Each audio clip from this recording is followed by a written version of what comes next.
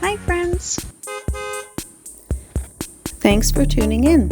If you like this video, please give it a like, comment below, and take a moment to subscribe to our channel. Welcome to this bike ride along the Capital Cascades Trail in Tallahassee, Florida. This trail stretches about 4 miles through downtown, offering a mix of nature, history, and community spaces. The Capital Cascades Trail is part of the larger Capital Cascade Greenway, a 6-mile urban greenway designed to manage stormwater, enhance natural and cultural heritage, and promote sustainable development. As we ride, we'll pass by Cascades Park, a 24-acre area that's both a park and a stormwater management system. The park opened in 2014 and offers walking trails, an amphitheater, and historical landmarks. As we continue, we'll see the History and Culture Trail, which celebrates the African American heritage of the neighborhoods, businesses, and people in this area. Thank you very much. It features monuments and artworks that tell the stories of these communities. The trail also connects to other parks and green spaces, making it a key part of Tallahassee's outdoor recreation. It's a favorite spot for walking, jogging, and biking, offering a peaceful escape in the heart of the city. Thanks for joining this ride along the Capital Cascades Trail.